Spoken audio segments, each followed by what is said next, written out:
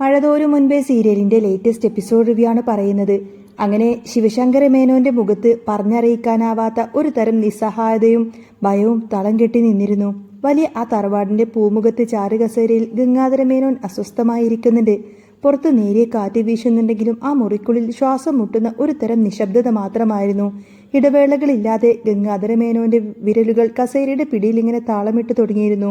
എന്തോ വലിയൊരു കൊടുങ്കാറ്റിനെ നേരിടാൻ തയ്യാറെടുക്കുന്നത് പോലെ.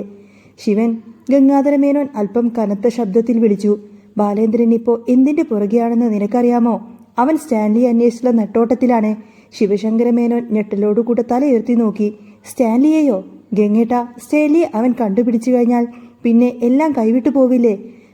വൈജയന്തിയുടെ പഴയ കാര്യങ്ങളെല്ലാം സത്യങ്ങളൊക്കെ പുറത്തു വന്നു കഴിഞ്ഞാൽ പിന്നെ നമ്മുടെ കുടുംബത്തിന്റെ മാനക്കേടെന്തായിരിക്കും? സ്റ്റാൻലിക്കിപ്പോൾ വേറെ കുടുംബമുണ്ടെങ്കിൽ അതൊക്കെ തകർന്നു പോവില്ലേ? ഗംഗാധര മേനോൻ ദീർഘമായി ഒന്ന് നിശ്വസിച്ചു. അതാണ് ഞാനും ചിന്തിക്കുന്നത്. പല കുടുംബങ്ങളും തകരും. എങ്ങനെയെങ്കിലും ഇലക്കും ഉള്ളിനും കേടില്ലാതെ ഈ പ്രശ്നം നമുക്ക് തീർത്തേ പറ്റൂ. അലീനെ സുരക്ഷിതമായി നിർത്തുക, അതാണല്ലോ ഇപ്പൊ ബാലചന്ദ്രന്റെ ലക്ഷ്യം. അതിന് സ്റ്റാൻലി അന്വേഷിച്ചു പോവേണ്ട കാര്യമില്ലെന്നും അവന് പറഞ്ഞു മനസ്സിലാക്കണം. ശിവശങ്കരൻ ഇരിപ്പിടത്തിൽ നിന്നും എഴുന്നേറ്റ് അല്പം ദേഷ്യത്തോടു കൂടെ പറഞ്ഞു. നമുക്ക് എന്തെങ്കിലും ഒരു കള്ളക്കഥ ഉണ്ടാക്കി അവനോട് പറയാൻ ഗംഗേട്ടാ. അവൻ എങ്ങനെയെങ്കിലും ഈ അന്വേഷണത്തിൽ നിന്നും പിന്തിരിപ്പിക്കണം. വേണ്ട, ഗംഗാധര മേനോൻ പെട്ടെന്ന് വിലക്കി. ഇനി കള്ളം പറഞ്ഞിട്ട് ഒരു കാര്യവുമില്ല. ബാലചന്ദ്രന്റെ മുന്നിൽ നമ്മൾ ഇതിനകം തന്നെ ഒരുപാടധികം കള്ളങ്ങളൊക്കെ പറഞ്ഞു കഴിഞ്ഞു. അവന്റെ മുന്നിൽ ചെന്ന് നിൽക്കുമ്പോൾ നമ്മൾ വെറും പുഴുക്കളാണ്. ശിവൻ സംസാരിക്കാൻ വാക്കുപോലും കിട്ടില്ല. അതുകൊണ്ട് ഇനി കള്ളം പറഞ്ഞ് ആരുടെയും ജീവിതം പടുത്തുയർത്താനൊന്നും നോക്കണ്ട. നേരായ മാർഗത്തിലൂടെ തന്നെ നമുക്ക് പോയി നോക്കാം. ഇരുവരും തമ്മിലുള്ള ഈ ഒരു ഗൗരവമേറിയ സംസാരം പാതി വഴിയിൽ നിൽക്കുമ്പോഴാണ് വാതിൽക്കൽ ഒരു നിഴൽ അരങ്ങുന്നത്. അത് കമലമ്മയായിരുന്നു. ഭർത്താവും ഗംഗാധര മേനോനും തമ്മിലുള്ള ആ ഒരു സംസാരത്തിന്റെ മുറിഞ്ഞ ഭാഗങ്ങൾ മാത്രമാണ് അവളുടെ ചെവിയിൽ പതിച്ചത്. വൈജയന്തിയുടെ ഭൂതകാലത്തെക്കുറിച്ചോ കാമുകനെക്കുറിച്ചോ കമലമ്മക്ക് യാതൊരുവിധ അറിവുമുണ്ടായിരുന്നില്ല. തന്നെ അറിയിക്കാതെ ഈ വീട്ടിൽ എന്തൊക്കെയോ രഹസ്യങ്ങൾ പുകയുന്നുണ്ട് എന്ന ചിന്ത കമലമ്മയുടെ ഉള്ളിൽ ആളിക്കത്തുകയായിരുന്നു. വേഗത്തിൽ മുറിയിലേക്ക് കയറി വന്ന കമലമ്മയുടെ കണ്ണുകളിൽ ദേഷ്യവും സങ്കടവും ഒരുമിച്ചുണ്ടായിരുന്നു. എന്താ ഇവിടെ നടക്കുന്നത്? ഗംഗേട്ടൻ വരുമ്പോഴൊക്കെ നിങ്ങൾക്കെന്താ ഇത്രമാത്രം രഹസ്യം പറയാനുള്ളത്? കമലമ്മയുടെ ശബ്ദം ഉയർന്നു. ഞാൻ നിങ്ങളുടെ ഭാര്യയല്ലേ, എന്നോട് പറഞ്ഞാൽ എന്താ കുഴപ്പം? സ്വന്തം മോൻ അവിടെ ജയിലിൽ കിടക്കുക, അതിലൊരു തീരുമാനമുണ്ടാക്കാൻ നോക്കാതെ നിങ്ങൾ നിങ്ങളുടെ പെങ്ങളുടെ കാര്യം നോക്കി നടക്കുവാണോ? ശിവശങ്കര മേനോന്റെ നിയന്ത്രണം നഷ്ടപ്പെട്ടു. നിർത്തടി കമലേ! അയാളുടെ ഒച്ച മുറിക്കാകെ മുഴങ്ങി. ഇത് കേട്ട് എനിക്ക് മടുത്തു. എന്റെ മോന് ജയിലിൽ നിന്നും ഇറക്കാൻ ഞാൻ പോകാത്ത സ്ഥലങ്ങളില്ല, കാണാത്ത ആളുകളില്ല. എന്നിട്ട് എന്താ ഉണ്ടായത്? ആ പോക്സോ കേസുമായി ബന്ധപ്പെട്ട് ഹരിയുടെ അച്ഛനാണെന്ന് പറഞ്ഞു ചെല്ലുന്ന സ്ഥലത്തു നിന്നെല്ലാം തന്നെ എന്നെ ആട്ടിപ്പായിക്കാണ്. അവനൊരു തെറ്റ് ചെയ്തു, അതിന്റെ ഫലം അവൻ അനുഭവിക്കുന്നു. നീ ഇങ്ങനെ സംസാരിച്ച് എന്റെ സമാധാനം കൂടെ കളയാതെ എന്റെ പെങ്ങളുടെ കാര്യം ഞാനല്ലാതെ പിന്നെ വേറെ ആരാടി നോക്കാനുള്ളത്? ഞങ്ങൾ ഒരേ ചോര തന്നെയല്ലേ? ആഹാ, ചോരയുടെ കാര്യം നോക്കി നടന്നാ മതി. സ്വന്തം ചോര അവിടെ കിടന്ന് നശിക്കുന്നത് കാണാം. നിറഞ്ഞ കണ്ണുകളോടെ കമലമ്മ വെട്ടിത്തിരിഞ്ഞുകൊണ്ട് നടക്കാൻ തുടങ്ങി. കമലേ, നിക്ക്! ഗംഗാധര മേനോൻ വളരെ ശാന്തമായി തന്നെ പറഞ്ഞു. നീ എന്തിനെങ്ങനെ എടുത്തു ചാടി സംസാരിക്കുന്നത്? സ്വന്തം മകൻ ജയിലിൽ കിടക്കുമ്പോൾ ഒരമ്മക്കുള്ള വേദന എനിക്ക് മനസ്സിലാവും. പക്ഷേ ശിവശങ്കരന്റെ അവസ്ഥ നീ കൂടി ഒന്ന് മനസ്സിലാക്കണം. അവൻ പരമാവധി ശ്രമിക്കുന്നുണ്ട്. ഈ വീടിനകത്ത് ഇരിക്കുന്നത് കൊണ്ട് തന്നെ നിനക്കൊന്നും അറിയില്ല. അവനിപ്പോ വേണ്ടത് കുറച്ച് സമാധാനാണ്. കമല നിറഞ്ഞ കണ്ണുകൾ തുടച്ചുകൊണ്ട് കൈപ്പോടുകൂടെ പറഞ്ഞു. അല്ലെങ്കിലും ചേട്ടനും അനിയന്മാരും പെങ്ങളൊക്കെ എന്നും ഒരുമിച്ചാണല്ലോ. ഞാൻ വേറെ വീട്ടിൽ നിന്നും വന്നവളല്ലേ. ഞാൻ എത്ര സ്നേഹിച്ചാലും നിങ്ങൾ എന്നെ അന്യസ്ത്രീയായിട്ടേ കാണത്തുള്ളൂ. അത്രയും പറഞ്ഞ് അവൾ വേഗത്തിൽ അവിടെ നിന്നും കടന്നുപോയി. ശിവശങ്കരൻ തലക്കൊരു കൈ കൊടുത്തുകൊണ്ട് തന്നെ സോഫയിലേക്ക് ഇരിഞ്ഞു. എന്തിനാ ഗംഗേട്ട അവളോട് ഇതൊക്കെ പറഞ്ഞു മനസ്സിലാക്കാൻ ശ്രമിക്കുന്നത്? അവൾ മനസ്സിൽ എന്തെങ്കിലും ഉറപ്പിച്ചു കഴിഞ്ഞാൽ പിന്നെ അതൊന്നും മാറ്റാൻ പറ്റില്ല. സത്യം പറഞ്ഞാൽ എനിക്ക് സമാധാനമില്ലാഞ്ഞിട്ട് തിരിച്ചു പോയാലോ എന്ന് വരെ ഞാൻ ആലോചിച്ചതാ. പക്ഷേ ഈ കേസ് കാരണം അതിനും പറ്റുന്നില്ല. ഉറങ്ങിയിട്ട് എത്ര ദിവസമായെന്ന് ഗംഗേട്ടനറിയോ? ഒരു വശത്ത് വൈജ, മറുവശത്ത് മകൻ.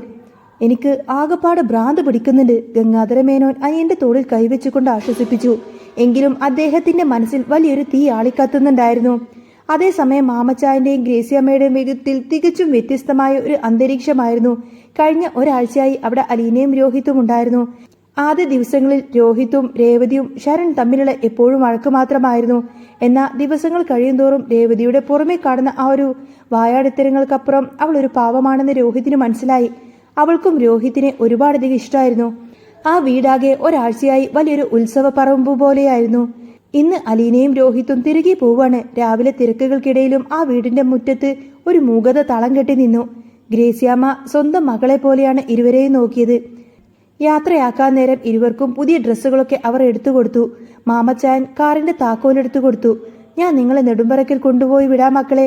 വേണ്ട മാമച്ചായ, അലീന സ്നേഹത്തോടെ വിലക്കി. അതിൻ്റെ ഒന്നും ആവശ്യമില്ല, ഞങ്ങൾ ബസ്സിൽ പോയിക്കോളാം.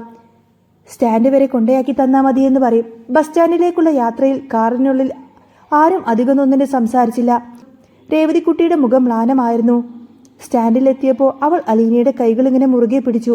ഇന്ന് പോവേണ്ട ചേച്ചി, 2 ദിവസം കൂടി ഇവിടെ നിന്നിട്ട് പോയാ പോരെ? അവളുടെ കണ്ണുകൾ നിറഞ്ഞിരുന്നു. അതൊന്നും ശരിയാവില്ല മോളെ, അലീന അവളുടെ തലമുടിയിൽ തലോടിക്കൊണ്ട് തന്നെ പറഞ്ഞു. മാമച്ചായൻ അലീന അടുത്തേക്ക് വന്ന് പറഞ്ഞു, മോളെ അലീന, ഞാൻ ആ കോൺവെന്റിൽ നിനക്കൊരു ജോലി ശരിയാക്കിയിട്ടുണ്ട്.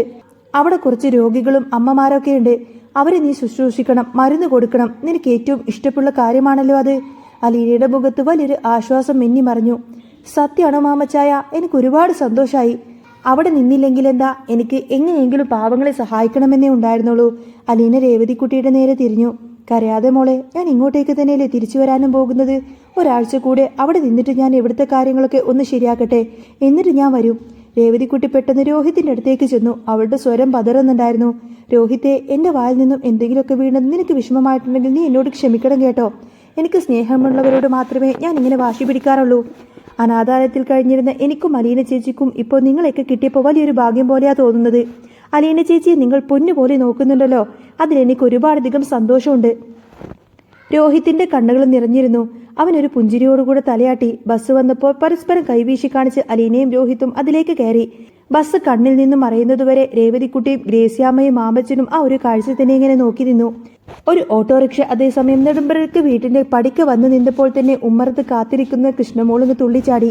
അലീന ചേച്ചി, അവൾ മുറ്റത്തേക്ക് ഓടിയിറങ്ങി. പിന്നാലെ ബബിതയും ഓടിയെത്തി.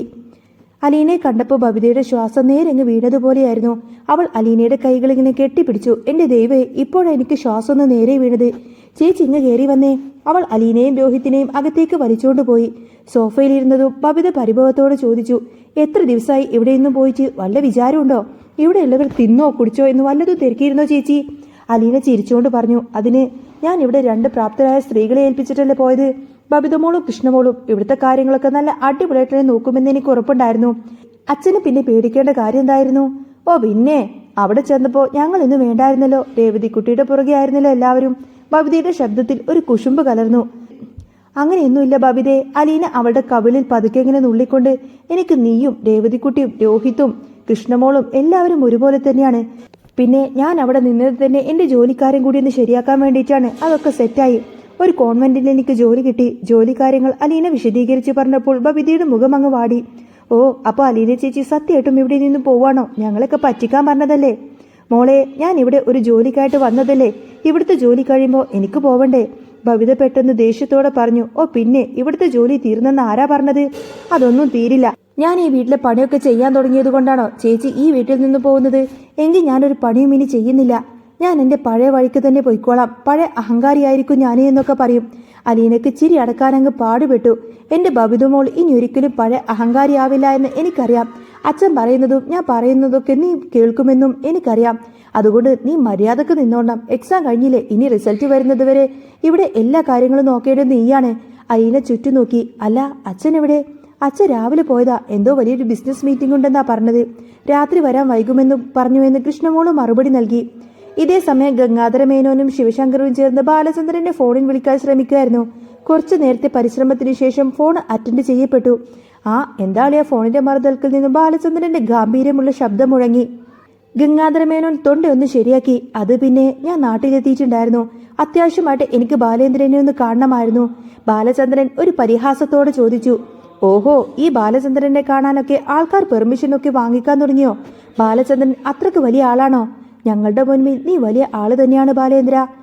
നിന്റെ കനിവ് ഞങ്ങൾക്ക് വേണം. നിന്റെ കാല് പിടിക്കേണ്ട അവസ്ഥയിലാണിപ്പോൾ ഞങ്ങള്. ഗംഗാധര മേനോന്റെ സ്വരം താഴ്ന്നിരുന്നു. കാല് പിടിച്ചാൽ ഞാൻ വീഴുമെന്നും നിങ്ങളൊന്നും വിചാരിക്കണ്ട. ബാലചന്ദ്രന്റെ ശബ്ദം കടുത്തു. തെറ്റുകളെല്ലാം ചെയ്ത് ക്രൂരതയുടെ അവസാനം എത്തി നിൽക്കുമ്പോൾ കാല് പിടിച്ചാൽ ഞാനും ക്ഷമിക്കുന്നെന്ന് നിങ്ങളോട് ആരാ പറഞ്ഞത്? പിന്നെ വൈജയന്തിയുടെ കാര്യം സംസാരിക്കാനാണെങ്കിൽ എനിക്ക് മുന്നിലേക്ക് വന്നേക്കരുത്. ഞാനത് നേരത്തെ തന്നെ പറഞ്ഞിട്ടുള്ളതാണ്. വൈജയന്തിയുടെ കാര്യമല്ല ബാലേന്ദ്ര. ഗംഗാധര മേനോൻ ധൃതിയിൽ തന്നെ പറഞ്ഞു. ഞങ്ങൾക്ക് അലീനയുടെ കാര്യമാണ് സംസാരിക്കാനുള്ളത്. ഒരു നിമിഷത്തെ നിശബ്ദതയ്ക്ക് ശേഷം ബാലചന്ദ്രൻ പറഞ്ഞു. ഓഹോ, അലീനയുടെ കാര്യം. ശരി, എങ്കിൽ എവിടെയാണെന്ന് വെച്ചാൽ ഞാൻ പറയാം. ഞാനിപ്പോൾ ഒരു മീറ്റിംഗിന്റെ തിരക്കിലാണ്. ആവശ്യമുള്ളത് നിങ്ങൾക്കാണല്ലോ, അപ്പോൾ പിന്നെ ഞാൻ സമയം പറയുമ്പോൾ അവിടേക്ക് വന്ന് കാത്തു നിന്നാ മതി എന്നും പറഞ്ഞ് ഫോൺ കട്ടാക്കി. ശിവശങ്കരൻ നിരാശയോടെ ഗംഗാധര മേനോനെ നോക്കി. അവിടെ ചെന്ന വല്ലതും നടക്കുക ഗംഗേട്ടാ? ബാലേന്ദ്രന്റെ കാര്യം എനിക്കറിയാം. അവൻ അമ്പിനും വില്ലിനും അടുക്കുന്നവനല്ല. നമുക്ക് എങ്ങനെയെങ്കിലും അവനെ രമ്യതയിൽ മാറ്റിയെടുക്കണമെന്ന് ശിവശങ്കരൻ പറഞ്ഞു. നമ്മുടെ അത്യാവശ്യമല്ലേ? ഗംഗാധര മേനോൻ ആത്മവിശ്വാസമില്ലാതെ പറഞ്ഞു. എന്നാൽ ഗംഗാധര മേനോൻ കരുതിയതുപോലെ തന്നെ ബാലചന്ദ്രൻ അപ്പോൾ ഒരു ബിസിനസ് മീറ്റിംഗിലൊന്നും ആയിരുന്നില്ല. തിരുവനന്തപുരത്തെ തിരക്കേറിയ തെരുവിലൂടെ ചുട്ടുപൊള്ളുന്ന വെയിലത്ത് നടക്കുകയായിരുന്നു ബാലേന്ദ്രൻ.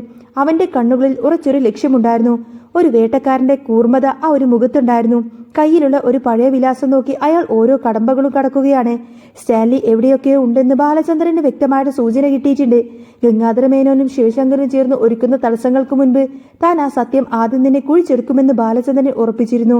ഒരു വലിയ ഭൂകമ്പത്തിലുള്ള സൂചനകൾ ആ ഒരു കാൽവെപ്പിലുണ്ടായിരുന്നു. ബാലചന്ദ്രൻ ഇനി സ്റ്റാൻലിയെ കണ്ടെത്തുവോ? അതോ ഇനി അതിനു മുൻപേ തന്നെ വൈജയന്തിന്റെ സഹോദരന്മാരൊക്കെ അവനെ തടയോ? കാലം അതിനുള്ള ഉത്തരം കരുതി വെച്ചിട്ടുണ്ടായിരുന്നു. വ്യർത്ഥമായ ശ്രമങ്ങൾക്കും ആസൂത്രണങ്ങൾക്കും അപ്പുറം വിധി അതിന്റെ കരുക്കൾ നീക്കി തുടങ്ങിയിരുന്നു. അങ്ങനെ മഴ തോരും മുൻപേയിൽ ഇനി വരാൻ പോകുന്ന നല്ല സൂപ്പർ അടിപൊളി ത്രില്ലിംഗ് എപ്പിസോഡുകളൊക്കെ തന്നെയാണ്. നിങ്ങൾക്ക് ഈ ഒരു ചാനൽ ഇഷ്ടമാണെങ്കിൽ സബ്സ്ക്രൈബ് ചെയ്യാനും സപ്പോർട്ട് ചെയ്യാനും മറക്കല്ലേട്ടോ. നെക്സ്റ്റ് വീഡിയോ ഉടനെ വരാം. ബൈ.